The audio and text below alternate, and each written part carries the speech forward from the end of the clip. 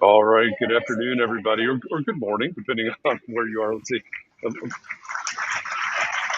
I am looking down the list of people that have joined already, and many of you it's afternoon already. But glad that you're here. Welcome to day 5 of the How to Build a Risk Management Plan for Your Small Architecture Firm challenge.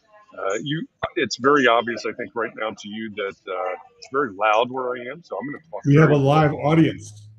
We have a live That's audience. what the applause were. We came on live, and the applause came on. Exactly. But welcome. Glad that you're here. Looking down the list, of course, we have Gene and Chuck down Sean. Gene's in I forgot about it. Where's Gene? Annapolis. Annapolis is where Gene is. Chuck down Sean. Let's see. Chris is in Massachusetts, and Jefferson's in LA. He's here for the wrap up. Scott just a little bit north of him in sunny San Francisco. Christian's in Ithaca. Benita, thanks for the wave from Atlanta, and Sarah Lee in Salt Lake City. Glad to have all of you with us today in the house. Again, welcome to day 5. This is the day that we wrap up the challenge. It's great to have you with us. As you see, Mark LePage is on the screen. He's gonna help me balance this today. I'm juggling a couple things here, obviously, and sound being one of them. But glad to have all of you here. Sorry about the technical difficulties yesterday. We did a rebroadcast of yesterday earlier this morning in both the Facebook groups. So if you missed that, you can go back and catch that in the Facebook group. And the videos are uploaded to the VIP section as well. So all of that's available to you. We will continue to help you catch up, etc. But before I have to jump to the side here in just a minute, I just want to say thank you for being here. Thank you for participating. Thank you for posting your homework and all of those things. And also, I wanted to say thank you to Zach for being our expert all the way through this and guiding us through this process this week. It's been a great process, and I hope that everybody's getting a lot out of it. Scott wants to know where I am. I'm at the Indianapolis Motor Speedway. Not quite an airport, but really close. So with that, I think it's probably time for me to mute myself. I don't know if it's unbearable for you, but it's unbearable for me here, the amount of noise. But I'll be in and out, and then by the time we get to Q&A, I think we'll be good to go. So Mark and Zach, thanks, and take it away. All right, excellent. Thank you, Jeff.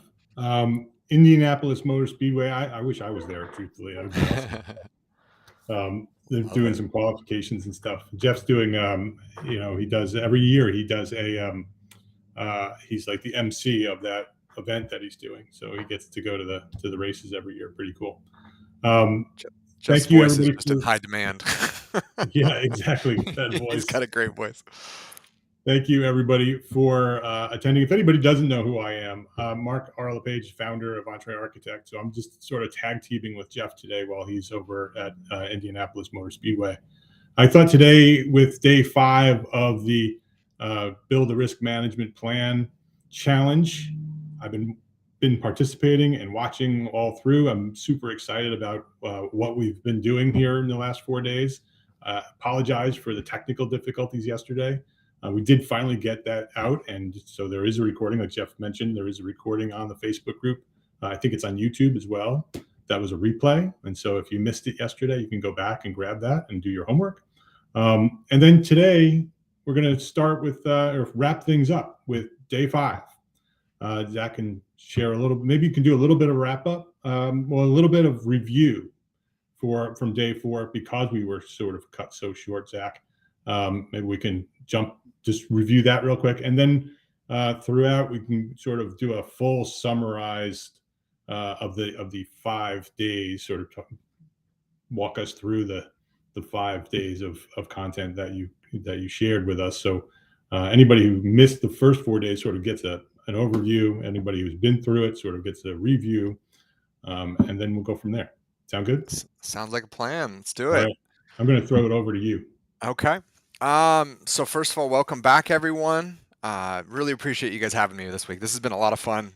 We hopefully we've learned a lot. Hopefully I haven't scared anybody too much. I know that's one of the side effects of doing these things is that we're talking about everything that could go wrong, right? Yeah. And we've had some great stories that have been shared. A lot of that's in the Q&A. Folks are kind enough to share their experience about, like just really crazy things that happen. We said it on day one, and I'll say it again. It's an unfair balance. It's not a fair risk reward balance that architects choose to take on. And I probably didn't become an architect to get rich. Definitely didn't become one to deal with all of the crazy stuff that could go wrong, from your drawings, from your designs. But that's part of it. And so the reason that we're doing this and the reason that we created Black Swan was to be able to help stack that deck back in your favor a little bit, be able to give you some strategies that can help prevent some of that stuff. So Nicole says fear is okay if you have a plan to handle it. Exactly. Nicole has to listen to me on a regular basis. So we're in an Entree mastermind group that's going to be going on here in about 30 minutes that we'll be missing today, but she gets to hear it on a regular basis. So hopefully the fear is worn off just a little bit. But we're going to do more communication and documentation today. And it's such a broad topic. We got to kind of hit on it a little bit yesterday. We could spend a whole week on it. Honestly, it's just a wide array of what we want to talk about. But what I'd like to hear, if you could, in the comments, kind of give me some direction on where you want to go with it. We touched on a lot in the Q&A yesterday. We got a lot into emails and kind of what to put in an email, document retention programs. I'm going to touch on that here just a little bit. I can't tell you how long you should keep your documents. I can just tell you that you shouldn't delete them. If you get a notice from an attorney, if you get a litigation hold, if you get a subpoena of some kind, that is not a good idea to start deleting things, right? I think that kind of goes without saying, but we can work with an attorney there. We have a template to be able to hand over that is a document retention program, just kind of a sample. You take it and make it your own. It's like a lot of things that we do here, but if you could, in the comments, kind of let me know if there were more topics from yesterday that you wanted to drill down on. If there was anything in particular that maybe I didn't cover, and I'm going to finish up here kind of what we started yesterday. I'll rehash some of it. So our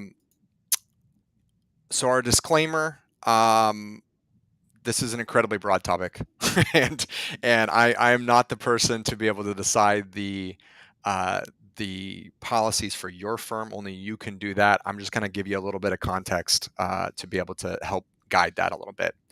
So when we talk about communication, what are we talking about? We're talking about how you talk with your clients. What are you emailing with them? Are you talking to them on the phone? What you're saying, what you're confirming, how you prepare and meet with your team if you've got a staff, right? What are you saying to them?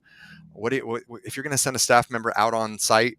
How are you prepping them? We did that a little bit in site visits, but are you sending them out with an agenda? What are they documenting? Are you going to go through that with them when they come back? Are you going to QA/QC the photos, all of that fun stuff?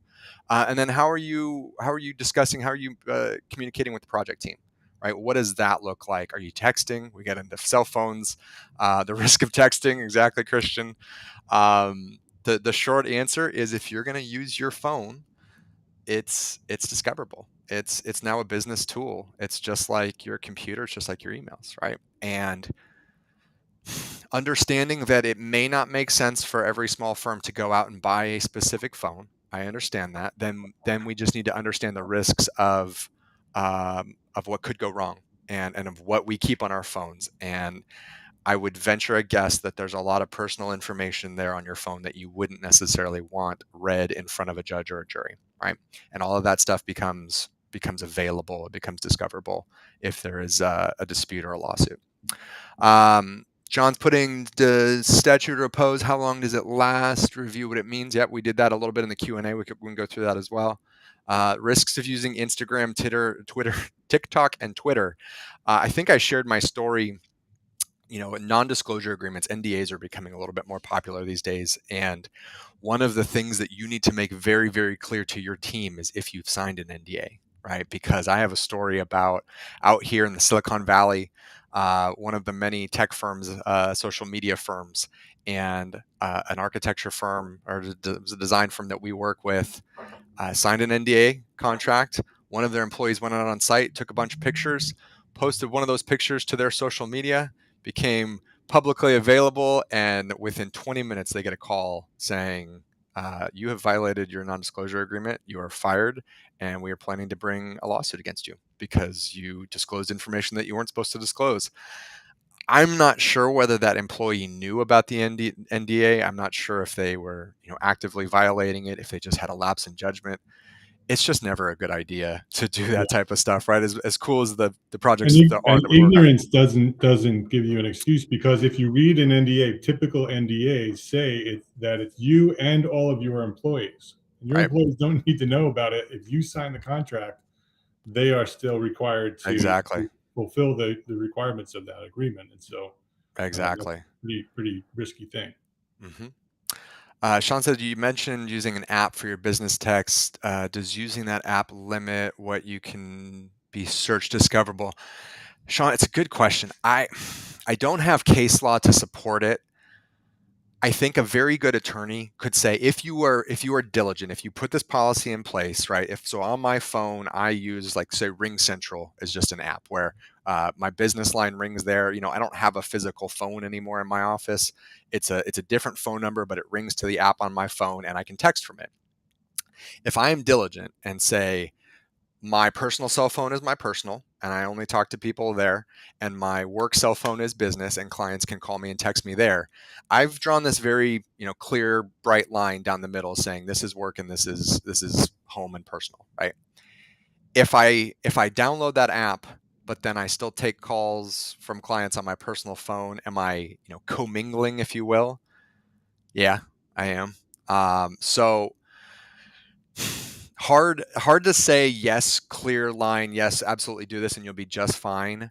I have a feeling, though, if you put this policy in place, just like a good document retention program, if you put the policy in place and you follow it to a T, that a good attorney will be able to say, no, this is business, this is personal. You can have access to business, right? That's part of the discoverability, but you don't get access to the personal. But it also goes as far as, are you taking photos, like we got into on Wednesday? If you're texting from a business line, but you're taking photos on your personal phone, I mean, maybe you've broken that line, and everything is available now. So I'll have to go research some case law for you, Sean, and see how the courts are interpreting this. But I would like to think that we can do a pretty good job of, if we set this policy in place and then follow it, that it would keep things separate. Hopefully that helps.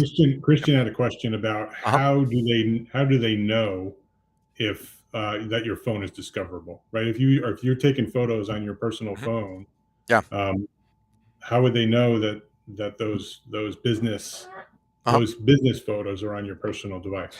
They're going to ask you if there's some type of litigation, if somebody's bringing a dispute against you, bringing a claim against you, there's a lawsuit against you. It's one of the things a good attorney is going to ask for, because if I'm trying to build a case against LePage Architects, I'm going to know in my head, if I've done this a day or two, that I'm going to know the questions that are going to get him in trouble, right? And I'm going to have them in the back of my mind as a good attorney from the other side, maybe, and I'm going to go down that list. And one of them is, are you using your phone for business and personal? And I want that phone, right? If I'm trying to build a case against somebody, I absolutely want that phone, because there's probably plenty of things in there that are going to help me. And you have to answer that question. Exactly. And you have to answer that question. And like many things, right? We need to answer the question honestly. What we don't want to do is we don't want to say, well, there's no way they can prove that, so I'm going to, say something else and then have it find out later. That's a very easy, good way to get yourself in a lot of trouble. And if there is a claim or a lawsuit against you, it's going to make things a lot worse. So, but yeah, they're going to ask for that from the other side. Benita says, what happens when the client starts disclosing all info publicly, social media, that they made you sign an NDA for? Does that allow you to share the info or not? No.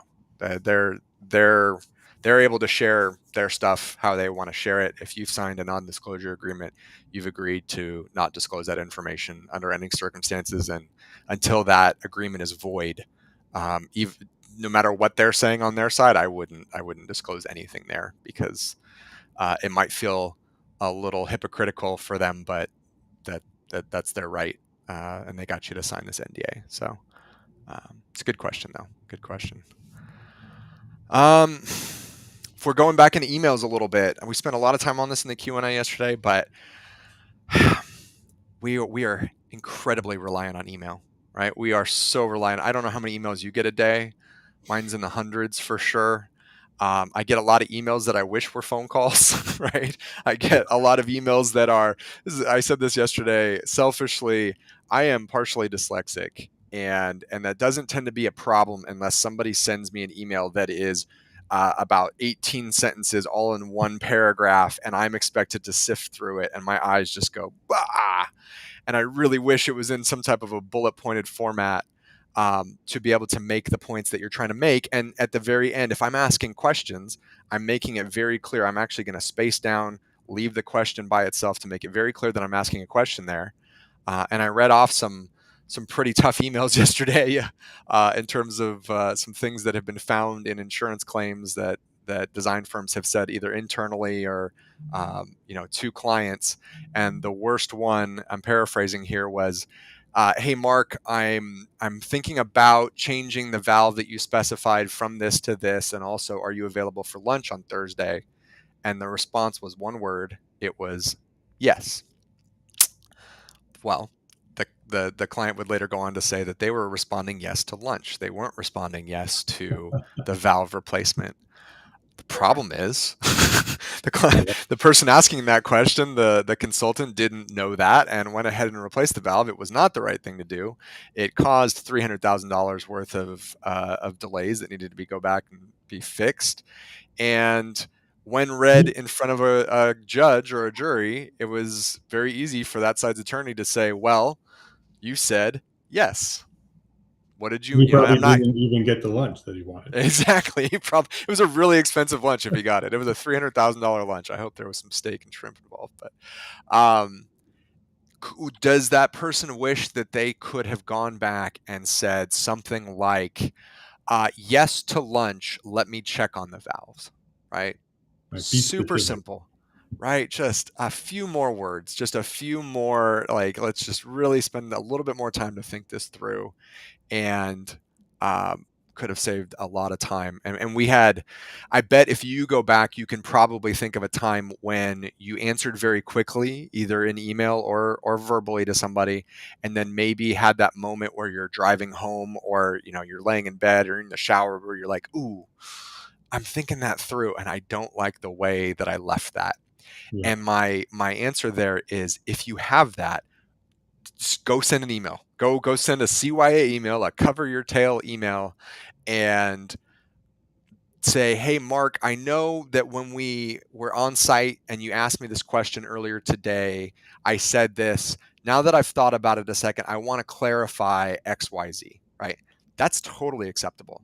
Right? Maybe your interaction, you didn't take the time to explain yourself.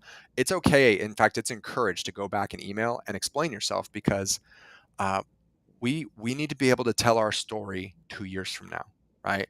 You're not going to remember, or maybe you will, but you're not going to be able to prove what was said verbally 2 years from now, 3 years from now. We got in the statute of repose 10 years from now, right?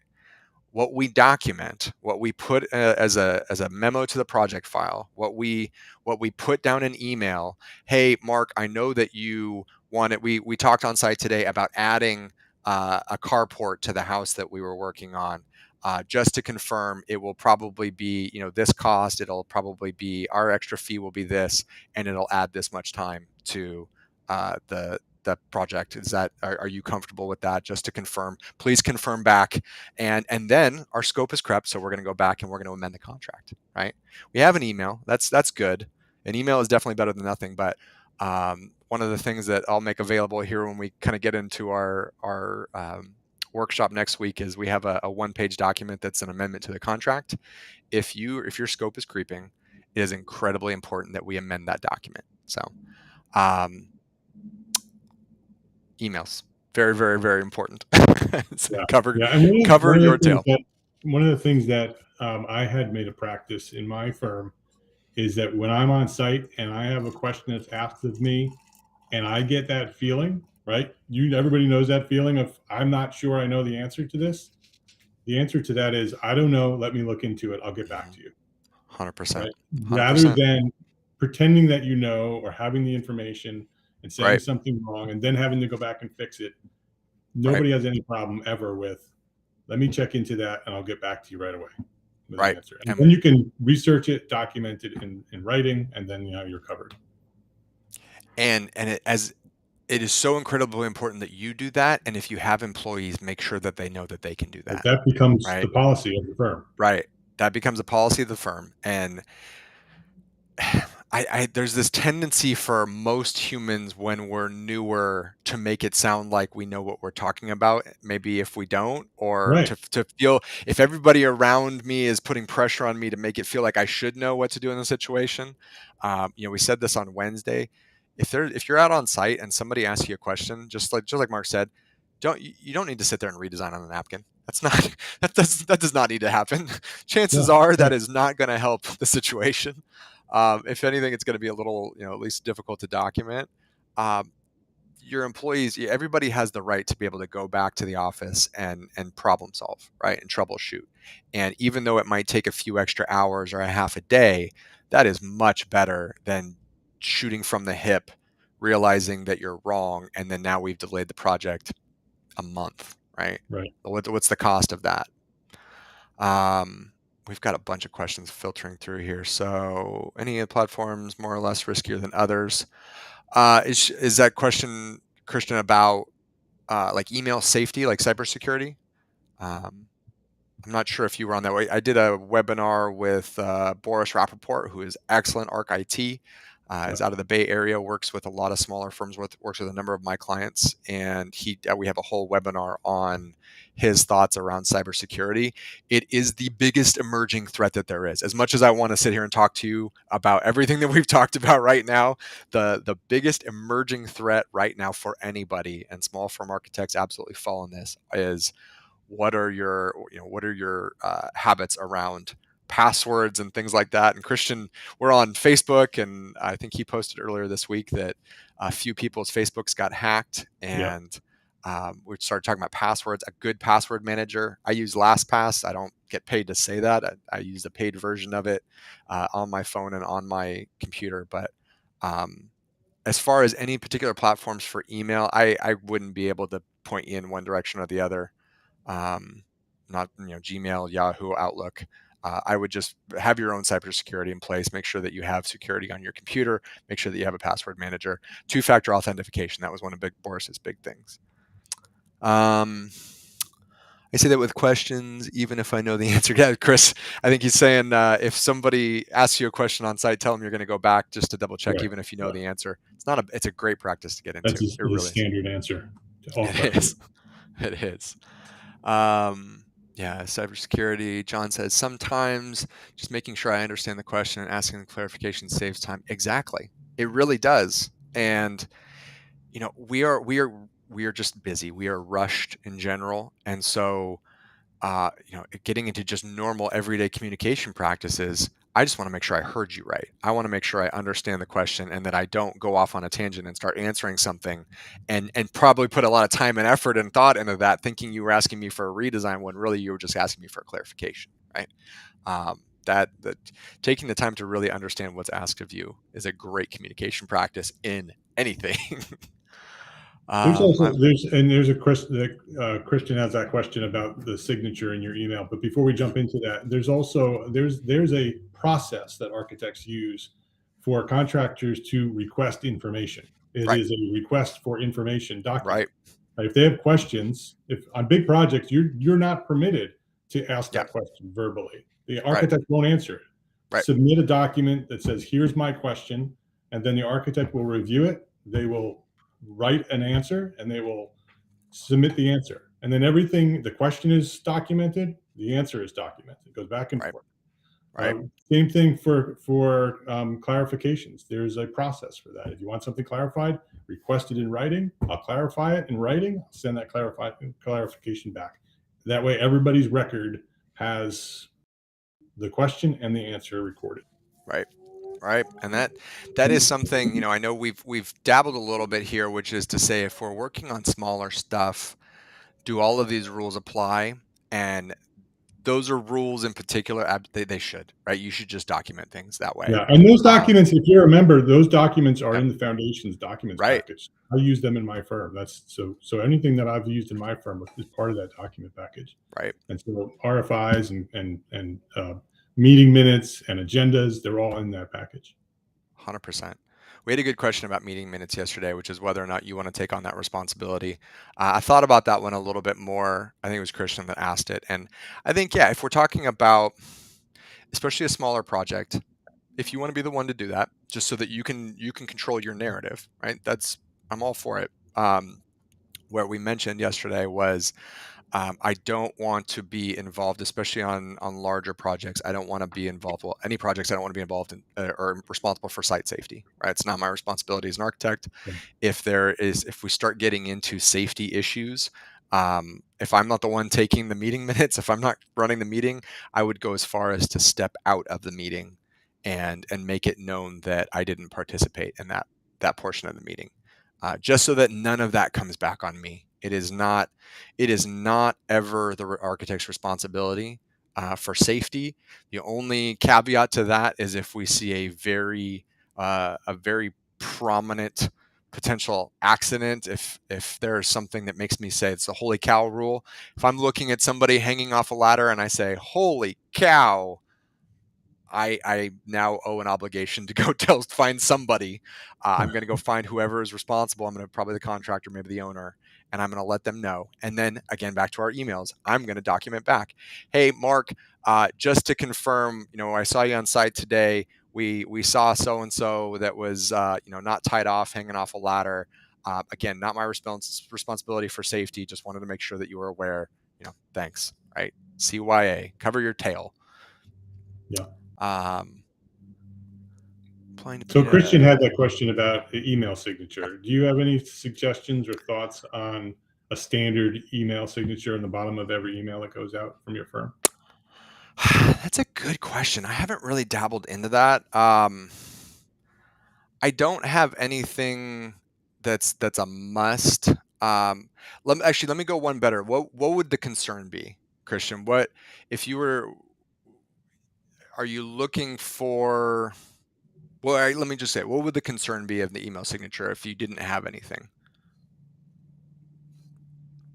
You have to be careful with email signature based on. I can't see the rest of that question from Medina.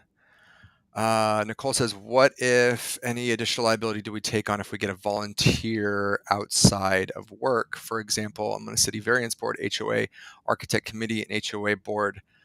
Will things I do or say there affect my professional liability? Good question.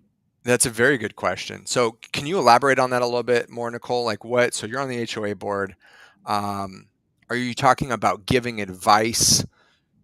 So you're thinking I'm a licensed individual and I am kind of sharing my experience and giving advice to an HOA board. Am I going to be held to that? Like, am I elevating my standard of care or elevating the standard of care by being licensed? And are you on that board as an architect? Right. That's a good question. Are you on that board as a volunteer and you happen to be an architect? That's a really good question. I don't know if that matters, but it should. Yeah, it should. Like, I think, Nicole and I know each other fairly well, and I want to say she lives in the development where she is on the board of the HOA. So, is she a licensed architect? Absolutely. I bet there is a scenario where that could come back, and we used this in the Q&A yesterday. It's the medical scenario where a paramedic or higher trained medical provider, doctor or such, nurse, owes a higher standard to try to be able to save somebody.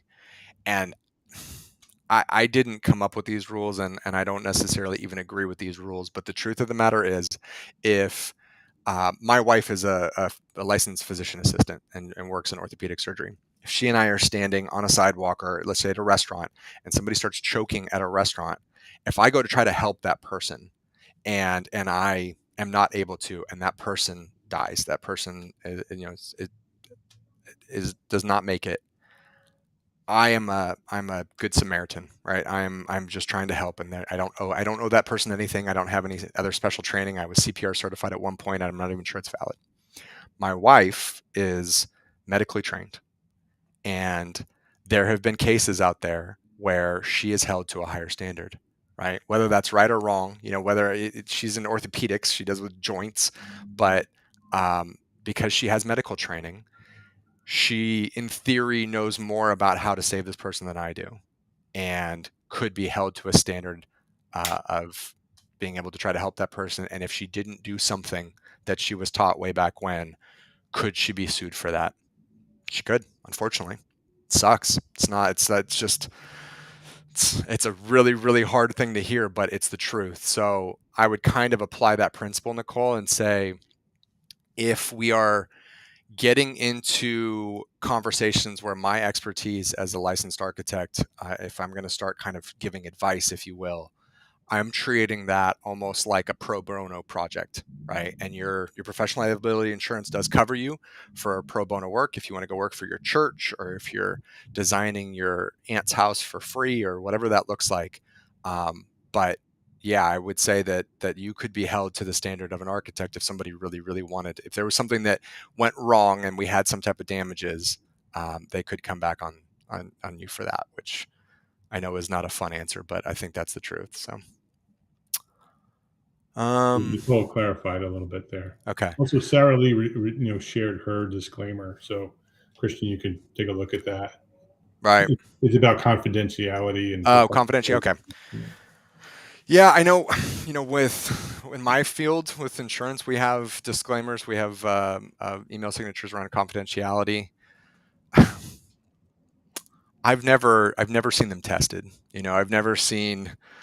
The biggest one for us in my world is you can't call me and leave a voicemail saying I want to cancel my policy, and then come back to me tomorrow and say, no, I canceled my policy, right?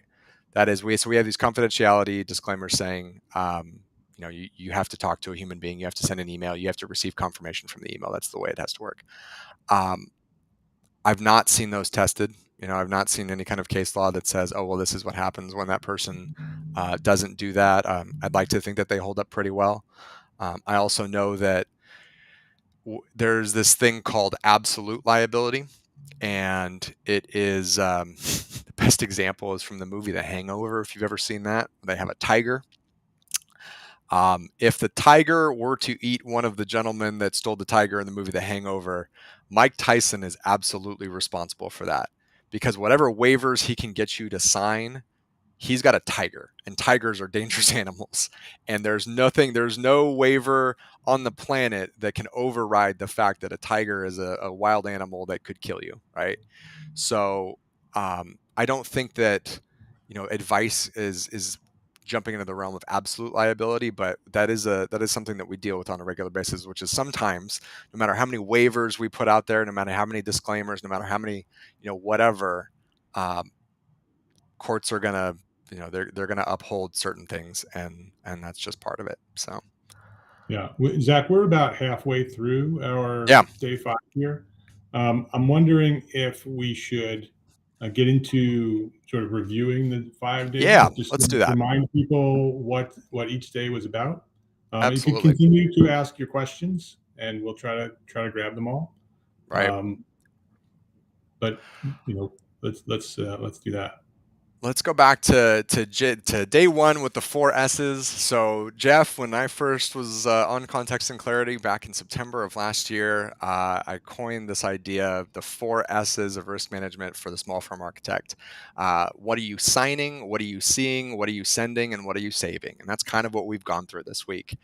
So what are you signing? You're signing a contract, right? Much of your liability is assumed via contract. And so we spent Monday and Tuesday going through the standard of care and going through scope of services. And the standard of care, I'm sure you've heard about it. It is the duty that you owe, right? As a licensed architect, it's the duty that you owe to your client. It's the duty that you owe to the public. And the AIB 101, the language is, the architect shall perform its services consistent with professional skill and care ordinarily provided by architects practicing in same or similar locality under the same or similar circumstances. The architect shall perform its services expeditiously as is consistent with such professional skill and care and orderly progress of the project. So same or similar level, same or similar services, similar time, similar place. The reason we want to nail down those 4 sections is I want to be held. This is my grading criteria, right? This is all that my insurance policy, my professional liability policy can cover me to. So that's really, really important.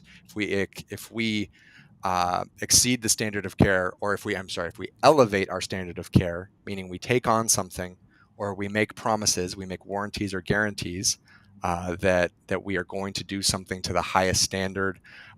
We give hard deadlines. I guarantee this school project will be done by August 15th so that you can get in and start your school year. Those are just, they're not reasonable for a design professional.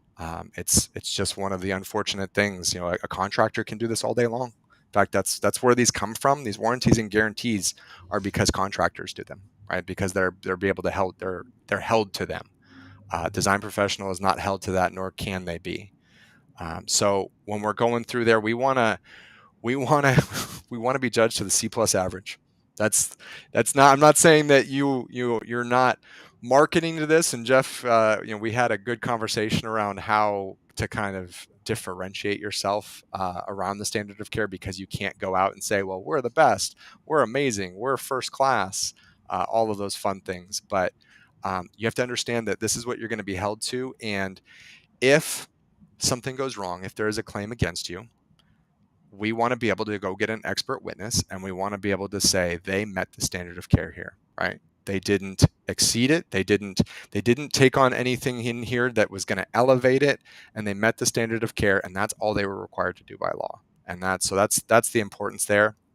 From our contract review standpoint, the standard of care is the biggest deal breaker, I would say, that you have, in terms of, you can't let the other side elevate it for you, right? You can't let your client put words in there that you can't live up to.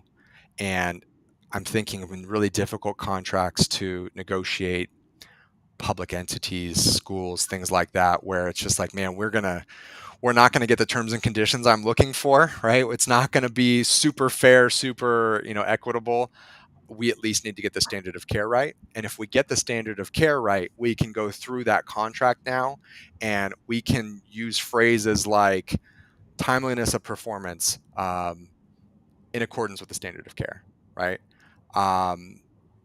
Any phrases in there afterwards, I warrant that this such and such in accordance with the standard of care. And now we have kind of a loop back to, hey, you can put all these warranties and guarantees you want in there, but we've established the standard of care, we've capitalized it, we've made it a clause in this contract, a definition, and I will refer back to that. So that was our main takeaway from the standard of care. The next most important thing in the contract is going to be your scope of services. And Zach, before you jump into that, I just want to remind everybody that all of the recordings from day 1, 2, 3, and 4, and this 5, they're sitting on Facebook in the Facebook group for you. So if you want to dive deeper, go back and review those videos. They're on YouTube, and they're all over the internet with the recordings that Jeff has out there. And so if you need to go deeper, go back to those videos. And they're there, and the homework's all in the group as well. And so that's right. If you're reviewing this later and you want to go through this challenge, you can go on through this challenge on your own. Start with video 1, go grab the homework and do your thing, and you can continue doing it through the recordings. Absolutely. If you're starting with day 5, go back and start with day 1. No, it's a great place. The reason we put it as day 1 for a reason. It's where we have to start this whole conversation, right? Everything that we're talking about going forward is whether or not you're being able to provide your services to the standard of care, right? Just real quickly, sorry, if it's possible, I think it's gotten even noisier in here. But to piggyback on what Mark was saying, if you have VIP access, Right. you will have lifetime access to all of these things, all of these resources. So that's part of the value of that access. And of course, if you're an Entree Architect Academy member, it's built into your membership. So I just wanted to throw that in there as well. Right. And then I'm going to mute And the myself. VIP has a recordings of VIP Q&A, which is not out in the public, which is Right. even, that's where we dive deeper. Yeah, every day, those are which we'll good do sessions. If you next haven't hour. participated, those are really good sessions where we get to dive really deep into specific stories and topics and all that fun stuff. So, All right, scope of work. Scope of work. So, the next, maybe equally as important part of your contract, if we could only get two things that we could affect, it's gonna be the standard of care. So this is the duty that we owe, and then this is my scope. This is the work that I'm going to do, and I want it broken into three parts. I want it to be incredibly clear. I want it to be defined. I want it to be appropriate, and I want it to be what I will do. This is what we are agreeing that I will do. Part two is what I will not do. And that might be a sentence like, if it's not included in the scope, then by definition it's excluded. It might be a list of services that I will perform under no circumstance. But it's as important to list what you are not responsible for on this project. And then part three is going to be additional services, right? What will I do for an additional fee? Really important that you line that out, because otherwise, some clients have a tendency to assume that all of those ad services were included in the original scope, and we got very heavy into scope creep. It happens. It happens probably on every project, or definitely on most projects, where as you get into the project, things are going to change a little bit, and you're going to be required to go back and add something, change something, whatever that is. Make sure that you have it very clear in your contract as to what that cost is, right? What is the expectation? That's all we're doing here, is we are setting expectations for the client. Some bad scope examples we went through. The scope proposed will be adequate to meet the project needs. Oh boy, that's not clear at all. Consultant will provide any and all engineering services necessary for the completion of the project. How do we quantify that? What's the price of that? How do we know if we've completed that? I have no idea. It fails our 3-point checklist there. If that's the case, I should have unlimited access to fee. Exactly, right?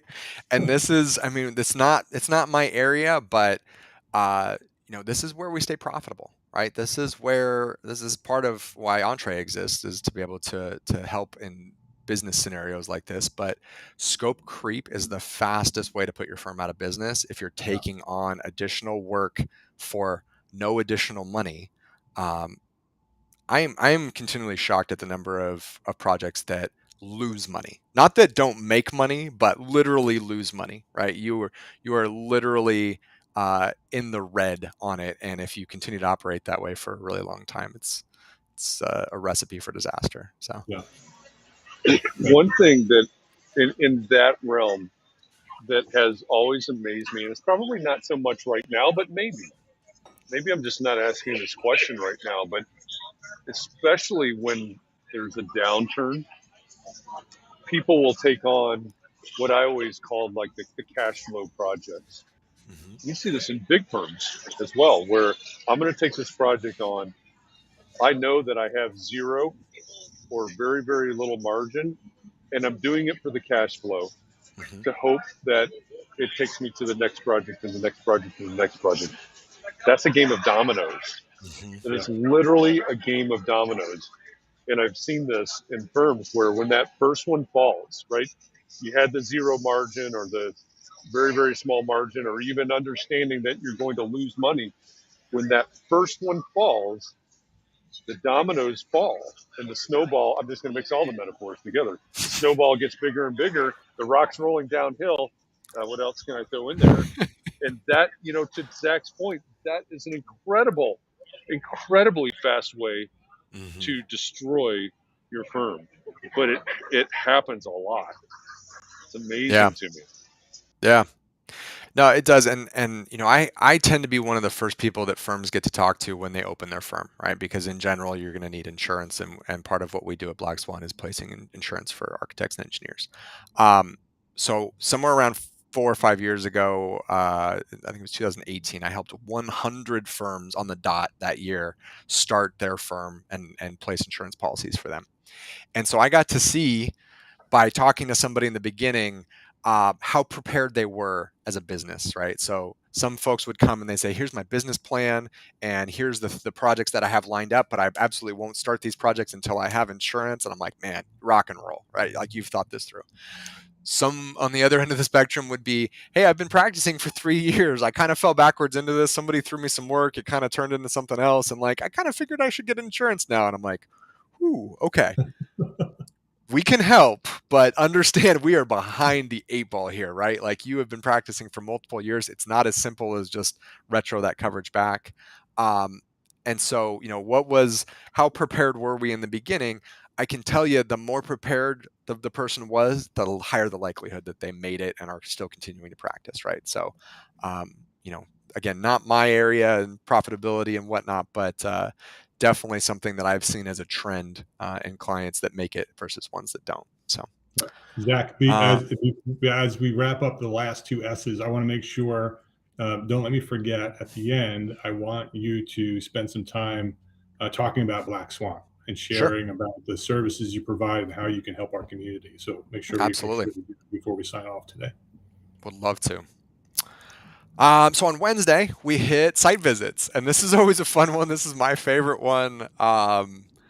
We spent a lot of time on phones and picture taking on Wednesday, because that is absolutely something that I think this day and age, we've got these iPhones, and they've got amazing cameras on them, and digital cameras are expensive and they haven't quite caught up yet. But we had a very real conversation around what type of phone or what type of camera should I be using to take photos on site? What should I be taking photos of? How intentional should I be? And the answer is very intentional about what I'm taking pictures of.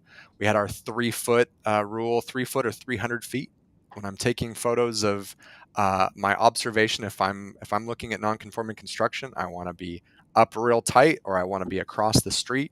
I don't want to be in that kind of mid zone where I'm likely to pick up things that aren't meant to be in the photo. And those things could be as simple as just other people on the construction site that don't want their photo taken, right? That's something that we don't want, but we also don't want to pick up safety issues. Right? I don't want a photo from 90 feet away, and in the corner I can see the construction worker that's not tied off, right? That's just, those types of things have a way of coming back. And even though they're not direct liability necessarily on the architect, we talked a lot about discoverability. Are those discoverable if there was an accident on the project site, and everybody's, we put out this request for documents, and all of a sudden we, the architect, have a picture of this. We're not getting out of this thing anytime soon, right? And so that's just not fun. So what else did we talk about there? Observation versus inspection. When do we inspect? The answer is never, unless you are specifically a code inspector, unless that is specifically in your scope of work. We are not out there to inspect. We are not out there to order around the contractor. It's not authority that we have as design professionals. We are there for observation, right? We are there to make sure. Where's Chris? What was our definition of general conformance? It was close one eye, and I'll let him put it in the comments. It was great. I'm going to steal it. So understanding on site what our responsibilities are, right? And I oftentimes, this is the area where we are likely to elevate our standard of care without meaning to, because we just feel the need to help. We feel the need to make sure that our designs are being built the way that we want them to be built, right? We have this want to kind of affect the construction. Chris said, squint one eye and it looks close enough. I love it. That is general conformance. It's not out there with a tape measure making sure, I specified this length and it is this length. Did I miss anything there, guys? Anything to add there?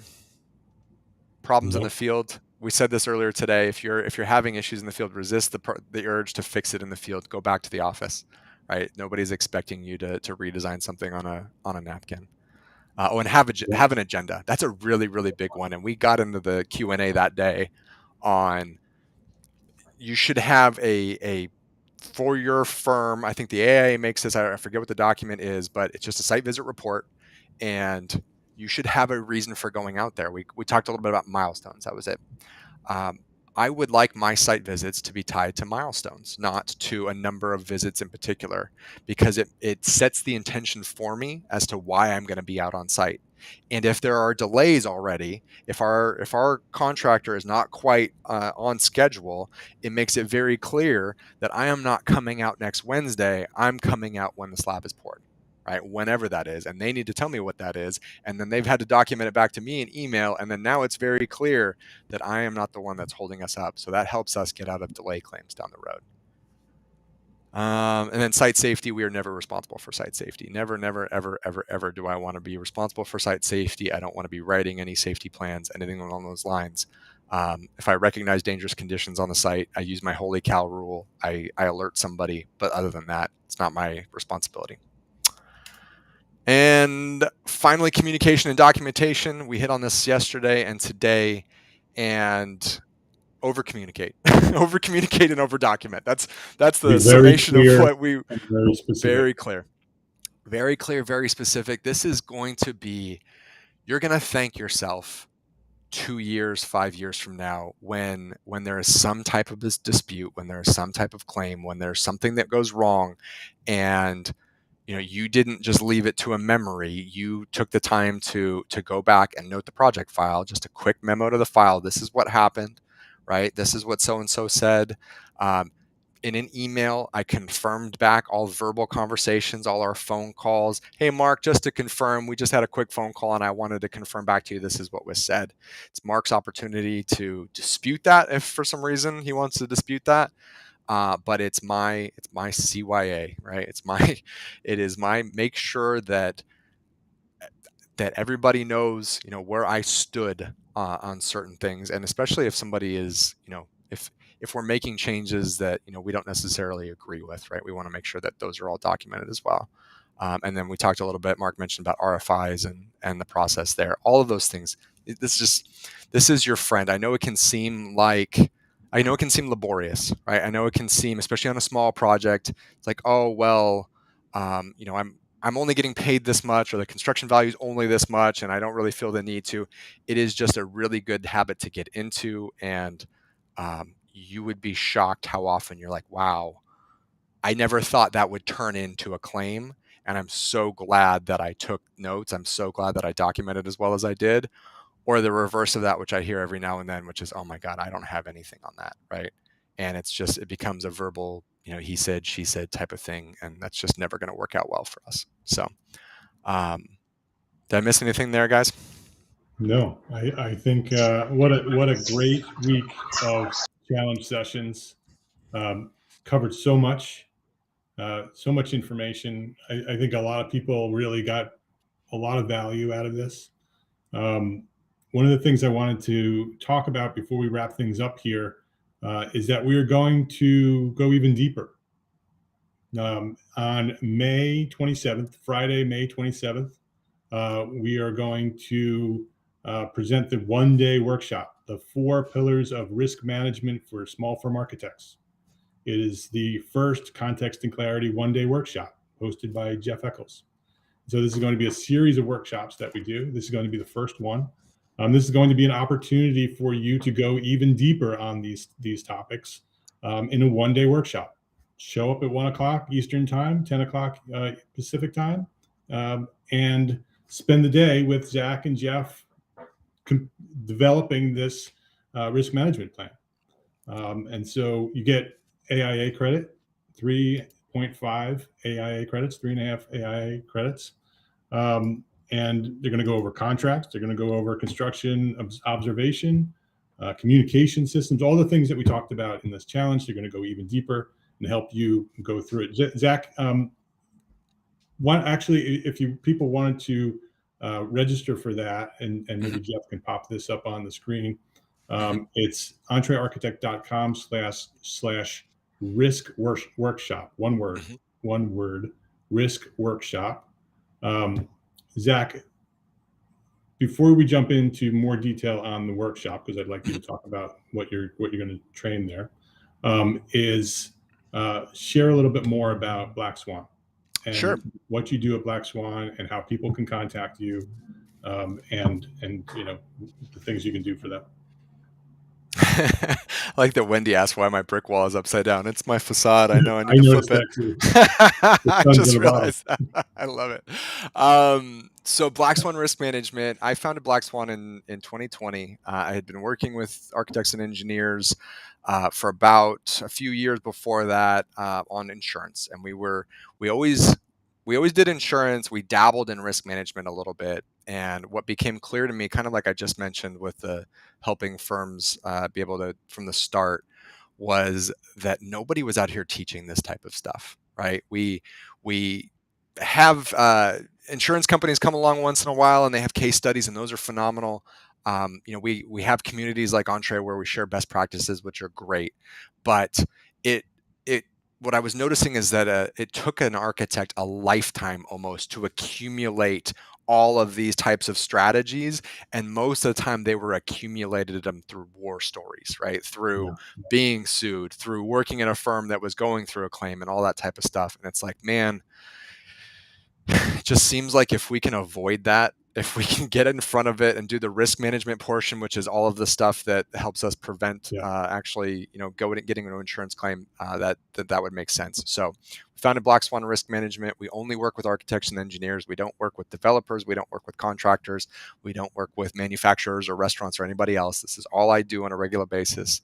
And we have committed to making content and making trainings like this one specifically for architects and engineers. And so we can help.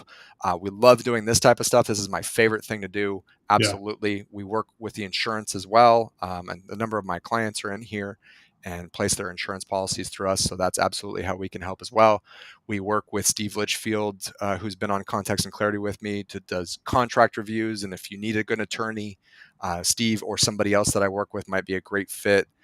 Being able to build your contract, even if it's taking the Entree hybrid proposal and making that more customized to you, we can absolutely help do that as well. So we're just here to. I've said this a few times this week. The deck is not stacked in your favor, right? Architects take on more risk versus reward than many other people in the construction industry, and so we realize that, and I want to stack the deck back in your favor. I want to be able to help you so that you can go do what you love and know that you've got these procedures in place that are there, and just in case something goes wrong. So that's a little bit about what we do and how we can help. Yeah, thank you. And that's exactly why we asked you to be the first one to join us here. I appreciate it. It's an honor. This challenge, with this workshop. I'm really excited about the workshop because you are so passionate and so dedicated to our community, specifically to our community, Entree Architect community. You're part of us, and so it's great to have you as part of us. The workshop is going to be May 27th from 1 p.m. to 5 p.m. Eastern Time.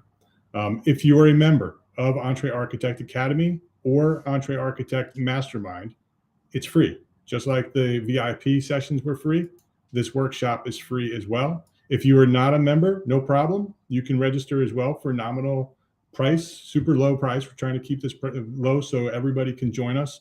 $197 for a 4-hour one-on-one step-by-step session with Jeff and Zach. They're going to walk you through the whole process, hold your hand. At the end of that session, the intent is for you to walk out with a risk management plan. And so they're going to go through your contract. They're going to go through your policies. They're going to go through your site observation, your communication strategies and systems. And so that's where you want to go. If you liked this workshop or this challenge and you liked the content that was offered this week, they're going to go even deeper. So register. Yeah. If you do register by next Friday, the 20th. Okay. So if you register, you can register right up to the 27th. But if you register before the 20th, Jeff and Zach have a startup kit that they're going to send to you. And the startup kit has a pre-recorded video that sort of gives you a little bit of an assessment of your current firm and the things that you should be looking at, and sort of gets you started, gets you prepared for the workshop.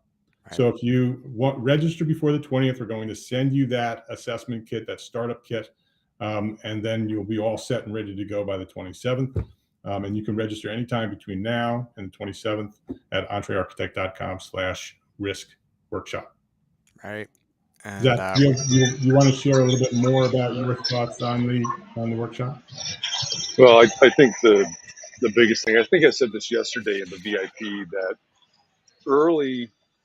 earlier this week, I believe it was Christian, said that this needs to be, or could be, more than a 5-week challenge, which is certainly true, right?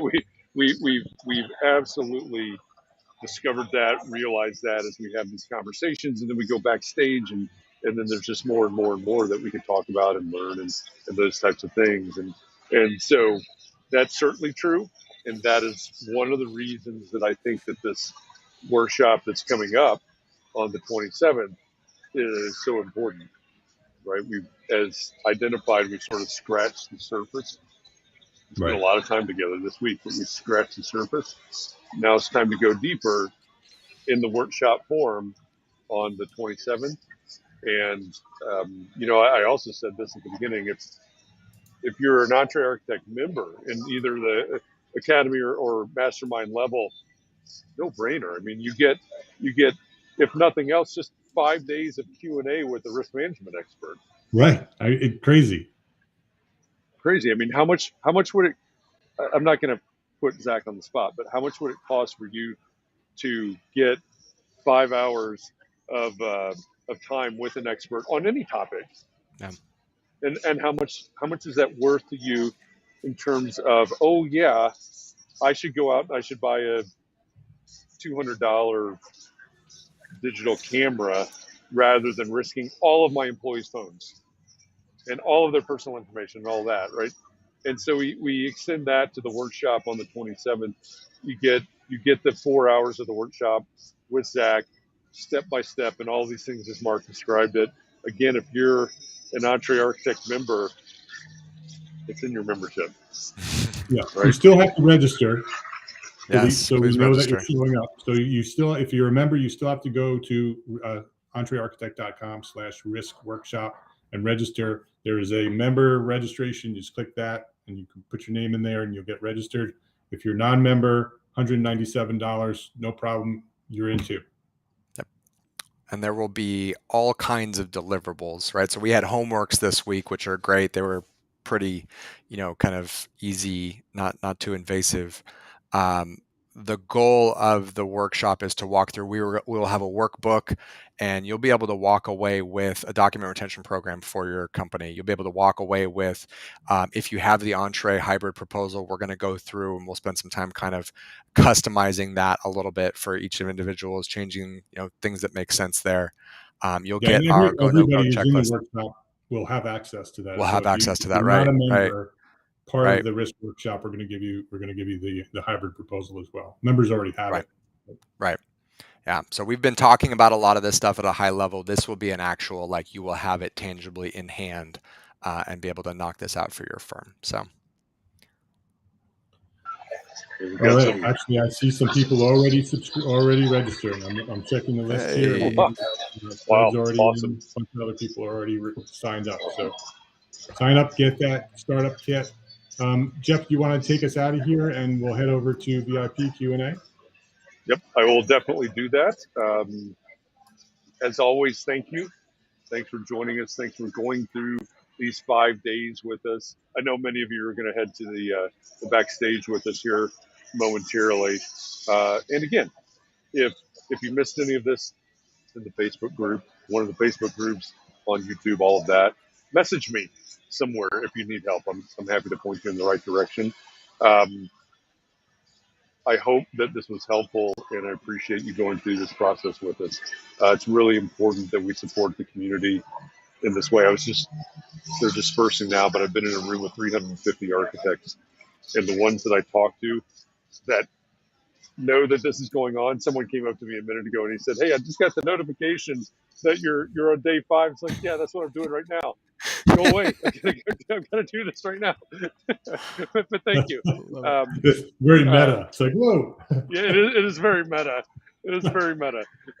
And Manuel says, hey, isn't the 27th of Context and Clarity Book Club? It is. I told you this is turning into the Truman Show. That's where we're headed with this. We're all just we're going to head within backstage context and here. clarity. Absolutely, context and clarity is the new construct of the matrix. So, thank you, thanks Zach, thanks Mark. No, for thank you guys for having me. This has been so much fun. Thank you to the community. For really appreciate your participation here and sharing your stories and with great questions. Thank you guys. Yeah. Thanks to everybody who attended and spent time with us. And but Zach, I thank you so much for dedicating all of this time to our community. I appreciate you so much for doing that. And I'll see you over and I'll talk to you a little bit more in the Q&A at VIP Access. But I wanted to make sure everybody understands how much I personally appreciate you for the work that you do. Oh, thanks. All right. Awesome. All right. See you So over there. with that, we will head to the backstage. You have the Zoom link. Yep. It'll take us a few minutes to get switched over, but meet us over there here in just a minute. Thanks, everybody. Awesome.